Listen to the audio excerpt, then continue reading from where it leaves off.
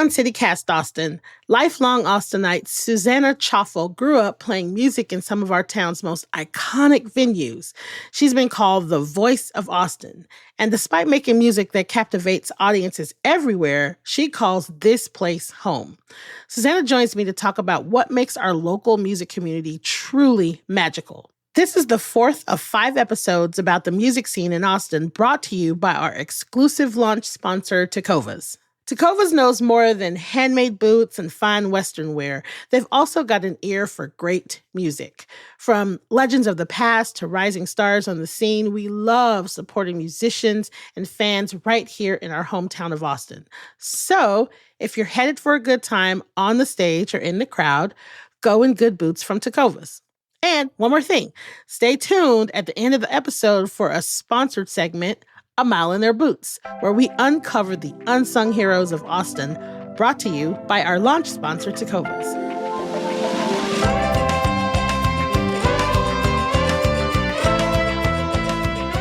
It's Wednesday, September 11th. I'm Nikki Devon, and this is what Austin's talking about.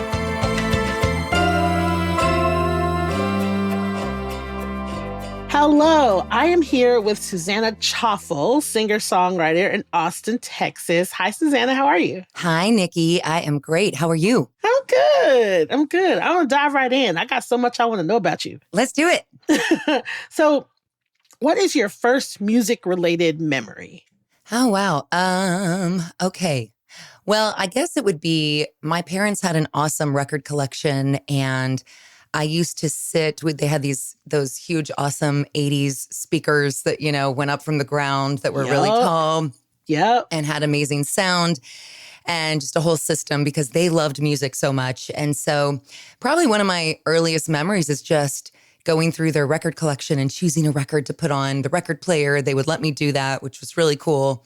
And especially my mom had this stack of 45s that were all Motown and 50s, 60s music. And I would just sit there for probably hours and listen to music and pretend I was the singer and dance. And me and my sisters would do that every Saturday probably. So yeah, that was probably one of my most formative memories of just falling in love with music from an early age. Yeah. That's so funny. That's really similar to my early memories of music, too. It's like my mom cleaning on Saturdays and getting up and putting on a record and the entire house being full of music. Yes. Aretha Franklin, Isaac Hayes, stuff like that. Except my dad would not let me touch his records. He was hands off. He was probably smart. It was very smart. Hope I didn't ruin any of my mom's. She didn't. I think she taught me very carefully. So I was super paranoid, but I love that. Smart dad, so yeah. I love that. So you are a native Austinite. I am. Fellow native Austinite. Yes. That's what I thought. Where did you go to school? So I went to LL Campbell, the old LL Campbell. Okay. And then I started at Keeling and then I ended in Manor. Yeah. Okay. Right on. Yeah. Awesome. Yeah. Awesome. Where'd you go to school? I grew up in North Austin. Then my parents split up and I moved to South Austin. So I would say from South Austin on, I was Covington Middle School. Oh, yeah. And then Austin High for high school. So I was a Maroon. Love it. So you were also playing professionally by age 14, which is blowing my mind.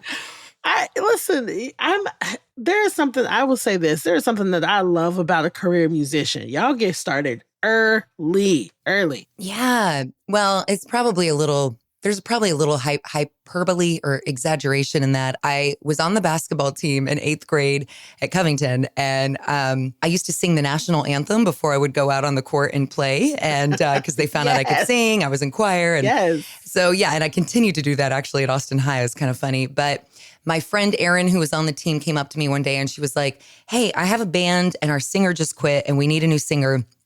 Do you want to join?" And I was like, heck yeah.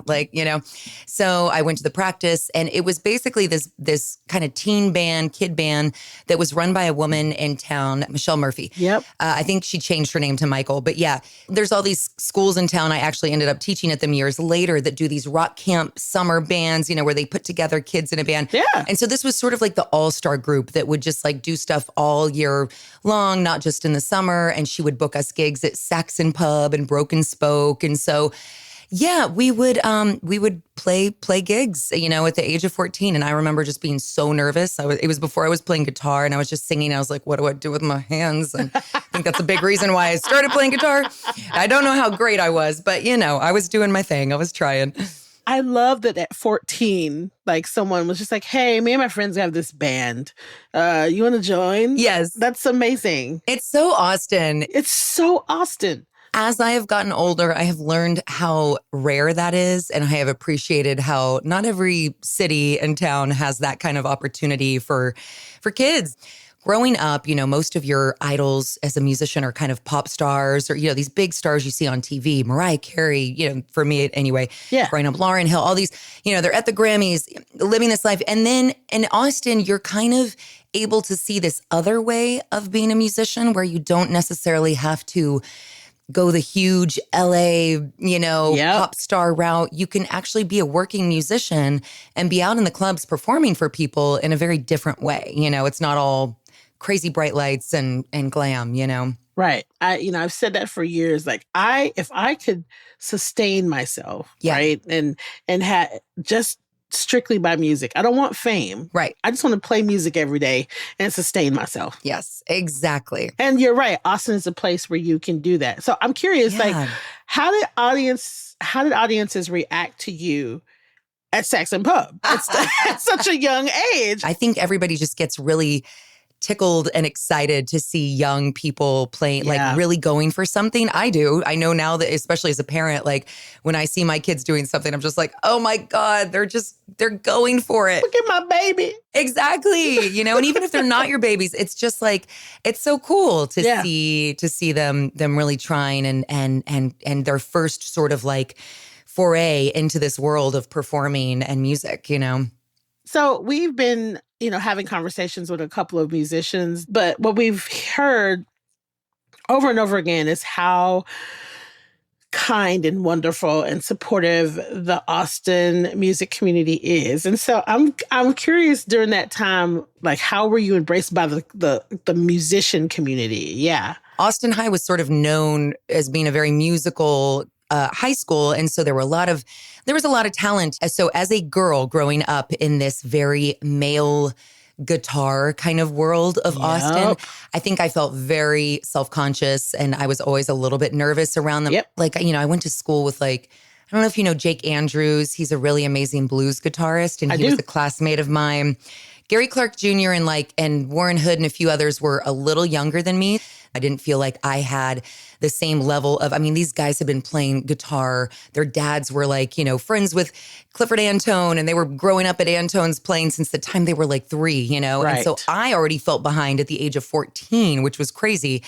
So I really felt like I had to kind of prove myself. And that's when I was 16, I was like, okay, I'm going to play guitar. I have to learn how to play an instrument to prove my worth. I think I just felt like it was part of the Austin musician identity or something, and I really wanted to. And so I think once I started playing guitar, I felt like I earned a little bit more respect from some of these musicians. I always did feel like as long as you were willing to kind of put yourself out there and sing, whether it was at a jam or anywhere, whether it was at a gig, at just a hang with friends, everybody was so they were very warm and welcoming of just you putting yourself out there. I think that people tend to recognize how hard that is. And when they see you step up and do it, they encourage it. But it takes a lot of courage. It's especially being a woman in the male, things have changed a lot. There's a lot more women around now, which is awesome. And there's a lot more of women supporting women and men supporting women. But, when we were growing up, it was a little different. I think I felt the same way when I was coming up,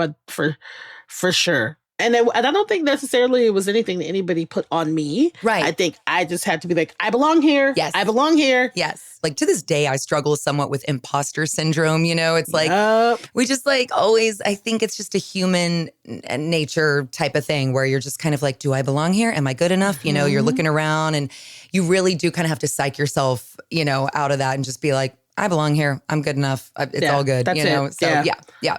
I love that. How would you describe your brand or your style of music?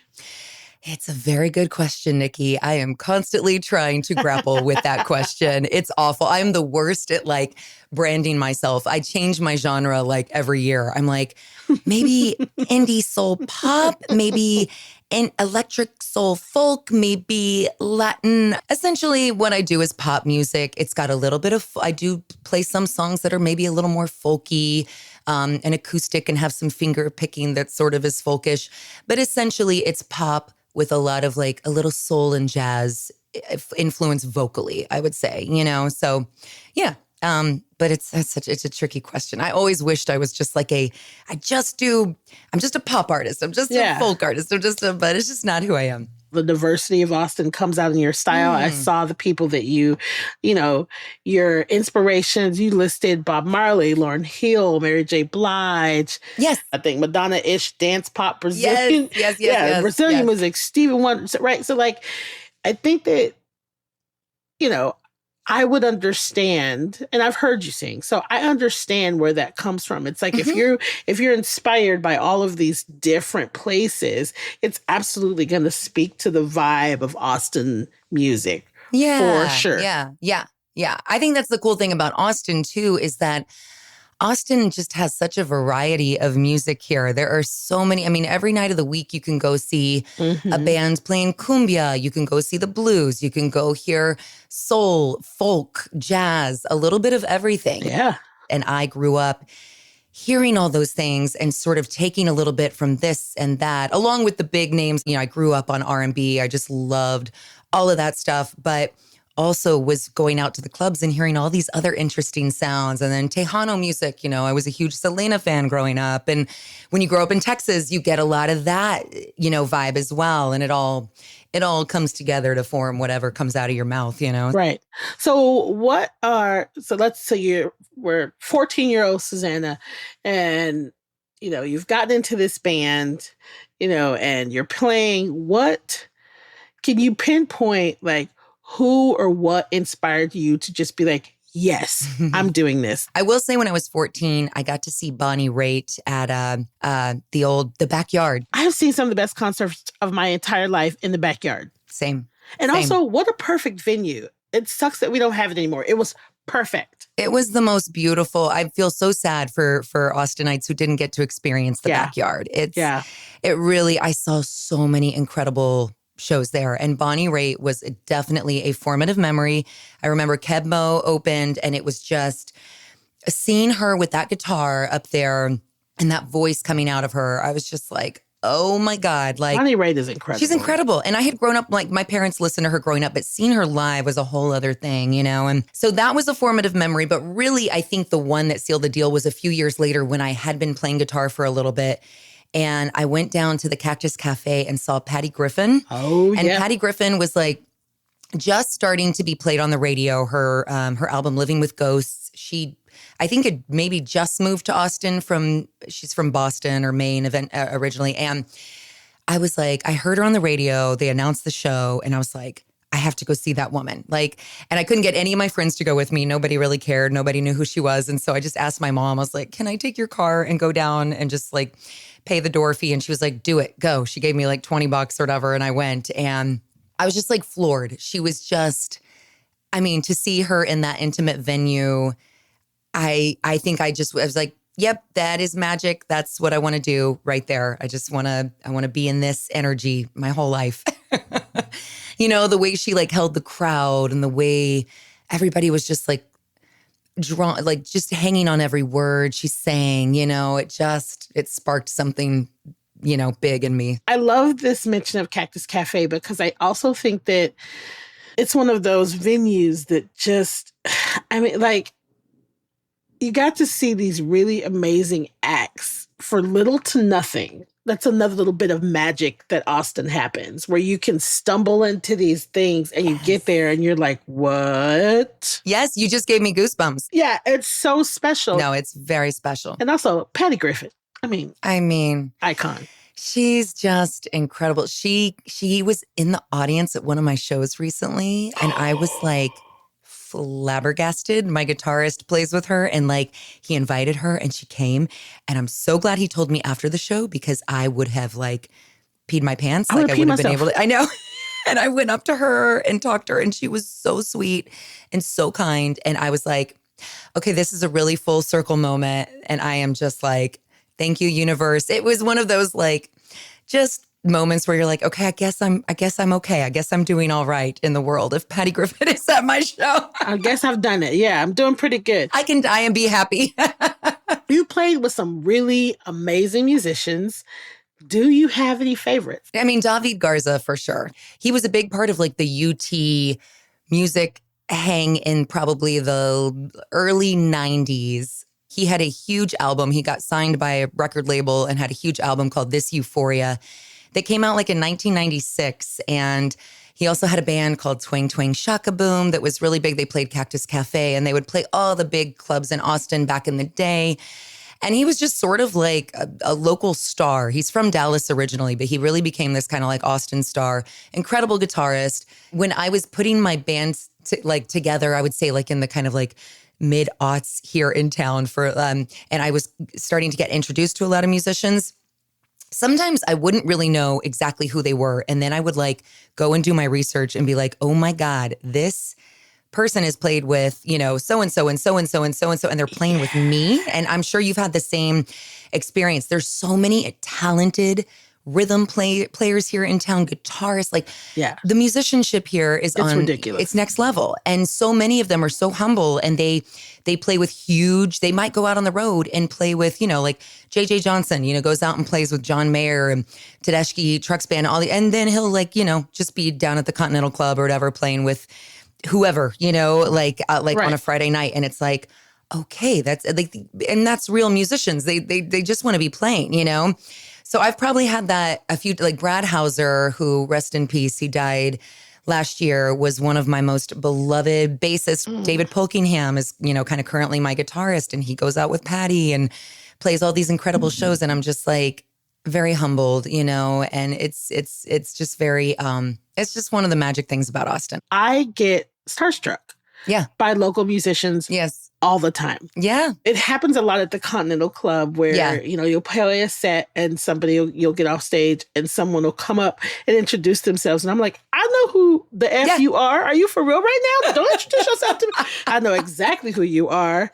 I appreciate the humility, but are you for real? I've lived in other places now. I've lived in New York, and New York has its own special thing. Every city kind of has its own thing. Of course. But none of it is like, nothing in the world is like Austin. So I agree.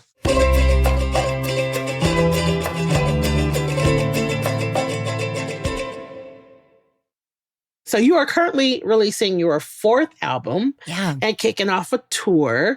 And I want to know, like, kind of two things.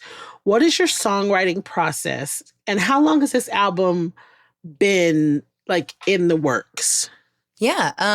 Okay. So one songwriting process, I don't really have one. It's just very messy and love it. I wish I could say I was more of like a disciplined songwriter, and I go through phases where I am. I'll go through phases where I kind of join one of those songwriting groups where like someone, I don't know if you've ever been in one of these where someone like Bob Schneider has one, lots of musicians in town have one where they gather musicians' emails and send out like a prompt every week, and you have to turn in a song within a week.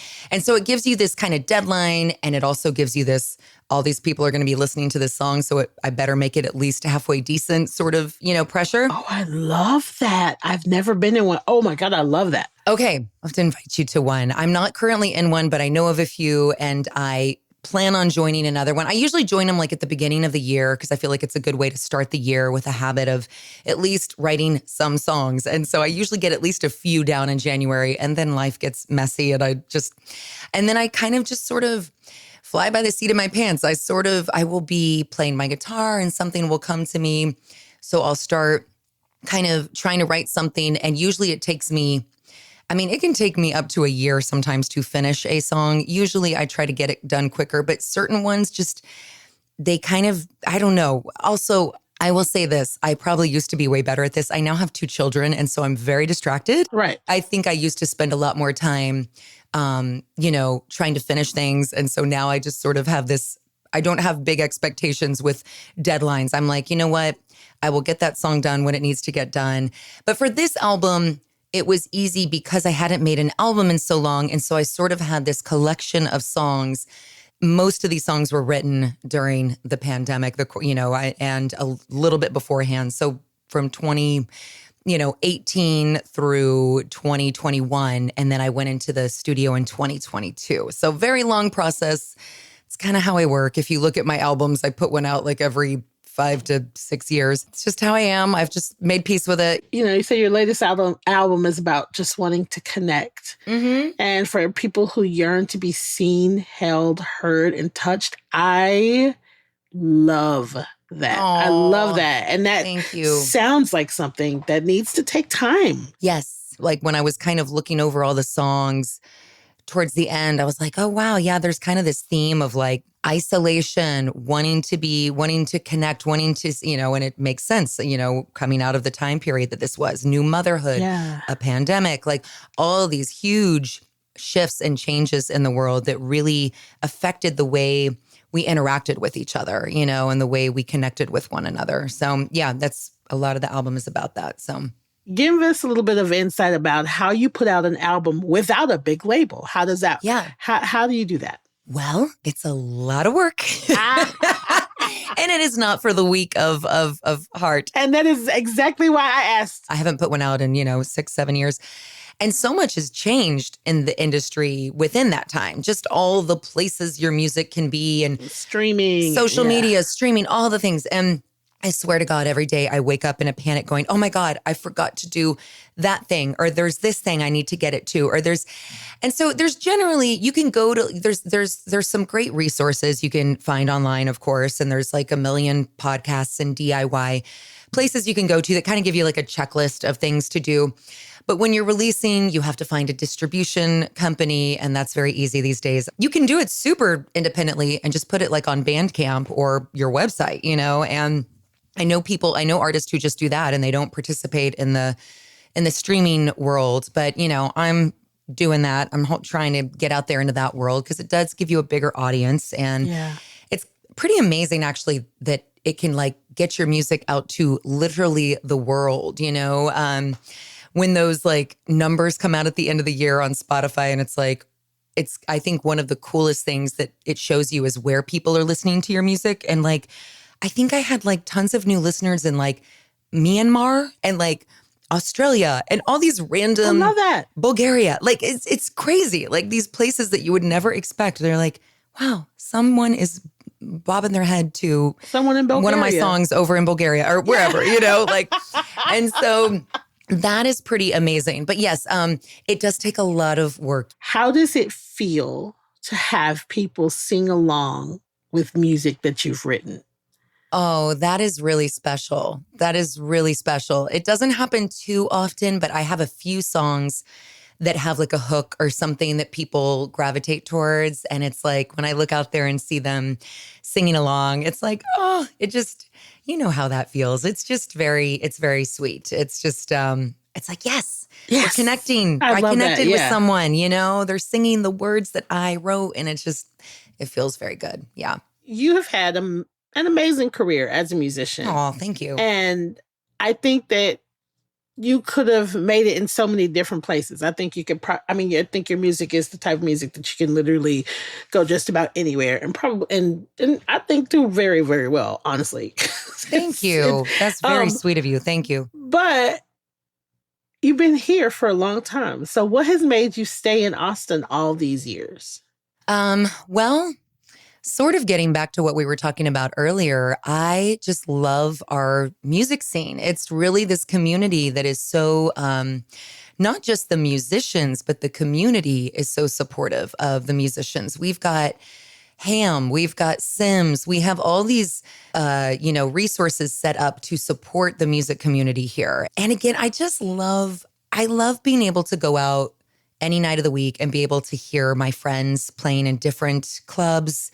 I was born and raised here, so my family is here. And now that I have a family, That's also very important because they provide support for me. And, I've got grandparents here that can be here for my children. My husband is ingrained in the scene here too. He owns Cosmic Coffee and Beer Garden. So it's like, that's Nice. his thing. So we met actually because he owned Momo's. He ran Momo's and he booked me there and we were friends and then we became more than friends. And so, yes.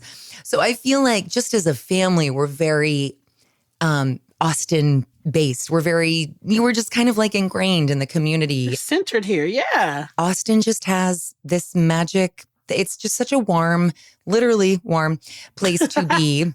Sometimes a little too warm, but it's just an embracing, beautiful community that's hard to create in other places. So, and how do you think, if at all, the Austin music scene has changed?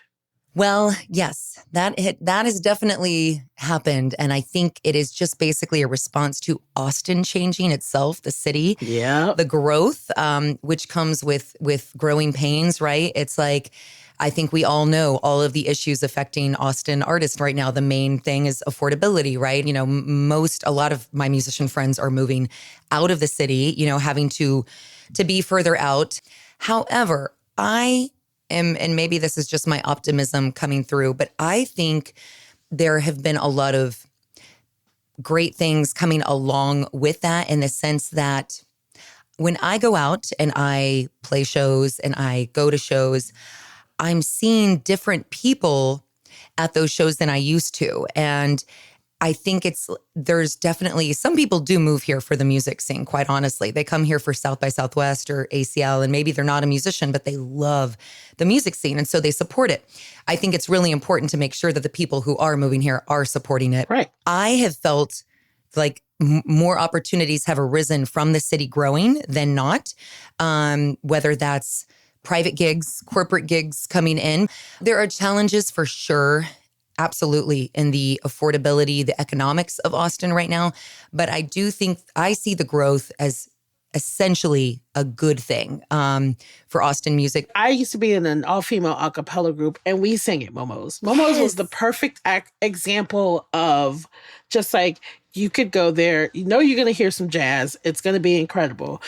We used to have all of these places that you could just go to and it was accessible and it was affordable. There were so many venues. There were so many places that musicians could play. And along with the growth of Austin has we've lost a lot of our venues to play in. We have. And so it's like, I'm always of these two minds. I'm like, yes, growth, more people, more opportunities, more corporate gigs. Yes. Because yes, I will take your corporate money too. And also though, I'm also like, man, we have lost so many gems. Absolutely. Absolutely. And I will say it's funny too. And this probably just is in any city, not just in Austin, but the big gigs that come through, the big artists that come through too, those shows are becoming so unaffordable to go to. The ticket prices, oh my God. When I was a kid, yes, it was expensive, but my mom could take me my parents took me to see Debbie Gibson at the Irwin Center when I was 8 or 9. And it was probably a $40 ticket. And that was kind of expensive for them, but affordable, right? They could make it happen, right? Yeah. Nowadays, it's $200, $500. I mean, I kid you not, the ticket prices to go see a pop star coming through town that you might want to take your kid to go see or some big show. It's kind of crazy. It's just gotten ridiculous, out of hand. So do you have any advice for the young Austinite like you were just getting into music? Any advice? I'm becoming friends now with some of these younger musicians who are up and coming, and it's really fun to kind of watch them do their thing and see how they do their thing. And I'm actually kind of in awe because so many are so good already at what they're doing. They're good at their craft, super talented, and they're really good at social media in a way that I kind of had to really learn how to do that. Some of these young kids are amazing at it, which makes sense. But the advice I would give probably is just to, and many of them are doing it beautifully, is to to find your community here and really invest in it, right? Like that's kind of what I did. That's what Yeah. a lot of my friends did who are still, lifetime career musicians. You build your little community, whether it's at a Momo's, whether it's at Continental Club, whether it's at Antone's, wherever it is, and you become friends with the musicians, the bartenders, the booking agents, the everybody. Everybody. And you just kind of you start becoming a presence, and make your presence known. And then you kind of start to branch out from there and maybe go to other places, but sort of find your community and don't worry too much about like the outer community of the world. That stuff will start to trickle in eventually, but like really build your community, your local community, because that's going to be the one that really sort of sustains you. I feel like it always has sustained me. It's also just good for your mental health, I think, and you just, I can always text, call, lean on, get together with a friend for coffee, someone in my circle here. It helps. Yes, that will help me. And maybe they'll give me a bit of advice or something they learned from a recent experience. And you just want to have all these sweet little resources that you can reach out to when you need to, It's life-changing. Yes. So I have a selfish question. Yeah. So you are going to be playing at our Austin in Stereo event. Yes. Are you going to be playing things from your new album? Absolutely. Yes. Oh, yes. You know I A am. little sneak peek. I'm into it. I will play some new material. Yes, I'm very excited to play these songs for people. So into it. Now, is there anything else you want to add about being a musician in Austin that I haven't asked about? Let me think. I just think I feel so grateful to be a part of the Austin music scene. When I was growing up here, I looked up to so many amazing Austin artists, and it feels really cool to like to now be like in that scene of Austin artists that is still kind of, still out there making music, doing music. And now I'm trying to kind of make sure that I'm also uplifting and supporting the younger musicians, the new generation of musicians who's coming through. And I don't know. I guess I just think that it's a really sweet scene to be a part of. And this gig in particular, it sort of highlights a really special thing about Austin, which is companies doing an event, right? And finding a great local store, local event space to hold it in, and hiring local musicians to present their music to.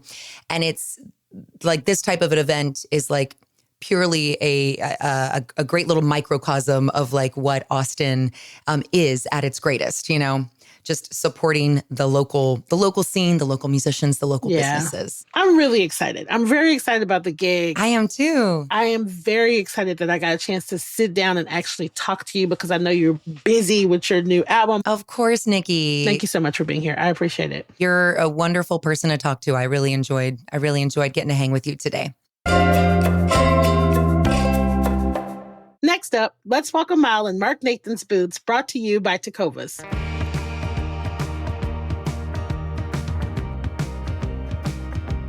Hello, I'm here with Mark Nathan, professional super connector. So let's start off top. Who are you? I'm a super connector, and that's a pretty hoity-toity title for a description of a person who likes to connect other people. And Austin is the single best place on earth for it, so that's where I am. I love that. Now, what is your job? My actual day job, what I call my cover story, is I work for a law firm. It's a great law firm. It's called Michael Best and Friedrich. What I do specifically, and this is what you're really asking, is I bring new clients into the firm. It's pretty obvious and simple. But the unique part of my job, and something that makes me a super connector, is I spend a lot of time with my clients matching them with investors. So I introduce them to venture capitalists and banks and alternative lenders. So nobody comes to me for my good looks. Unfortunately, they come to me because I know people with money. Sounds like this is your passion. So how did you get into this line of work, and like who or what drew you into it? When I was in school here at University of Texas, I was getting a film degree of all things. I was visiting my dad during my junior year back in Houston, where he was a lawyer. There was a guy in his office. We kind of hit it off. He was waiting for my dad as a legal client. I was waiting for my dad as a son. We started talking for about 20, 30 minutes. He went in my dad's office, came out an hour later, shook my hand, nice to meet you, kid, and walked out the door. Never thought about it twice. I walked into my dad's office. He looked at me right in the eye after not seeing me for almost a half a year and said, "What the hell did you say to that guy?" He said, "We thought you were pretty bright. He wants to hire you." I said, "Great. When do I start?" "Internship. Love it. I'm in. I'm on it." He looked at me with a laugh and he swore to God, he said this. He said, "If you're so damn smart, you're going to work for me." And I ended up working for him for 7 years. My dad, as I mentioned, was an attorney. Boring law. Bankruptcy and tax law. Well, it turns out when you go bankrupt, you kind of have to get a job or start another job. So what my dad did was after the clients went bankrupt, he would figure out ways to help them raise their next funding round so they can get started with their new career.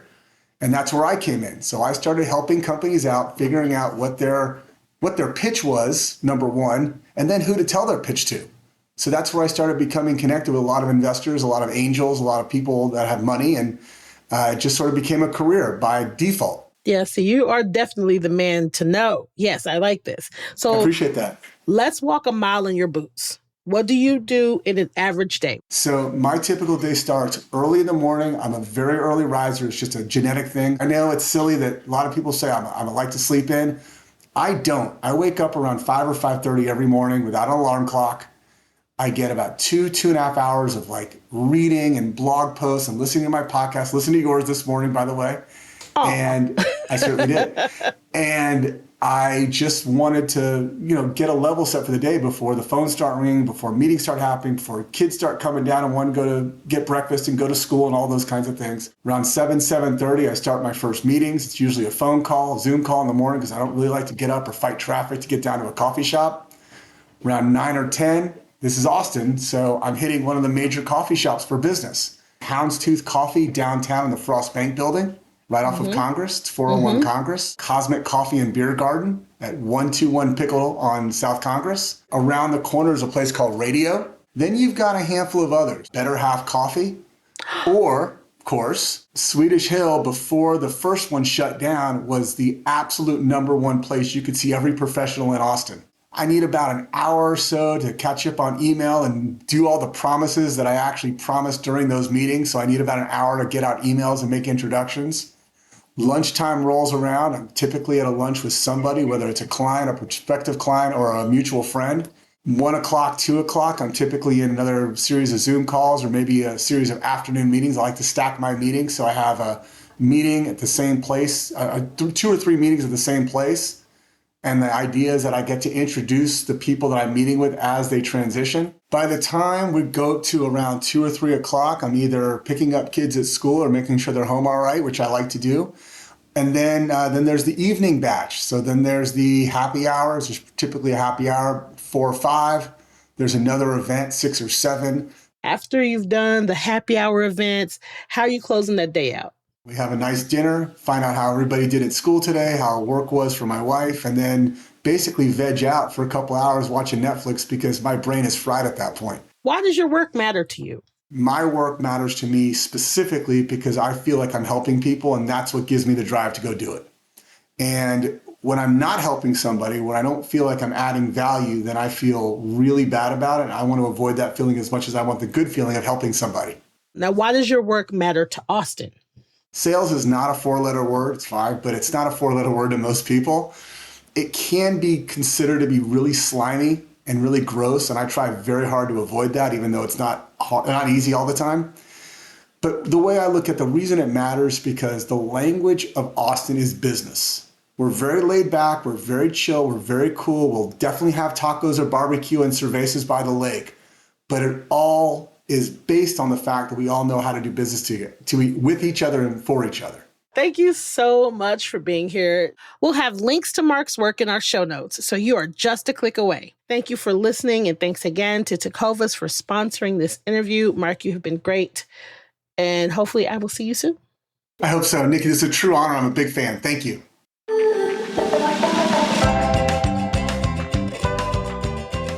That's all for today here on CityCast Austin. You can find links to Suzanna's website on our show notes. And make sure you come see Suzanna along with Alex Marrero and Julie Bouchard at our Austin in Stereo event at the Tecovas store on South Congress tomorrow. We'll be there from 5 to 8 p.m. with great music, food, drinks, excellent company, and a chance to see my cute new boots. If you enjoyed the show, why not tell a friend, rate the show, leave us a review, And subscribe to our Hey Austin newsletter. We'll be back tomorrow morning with more news from around the city. Bye, y'all.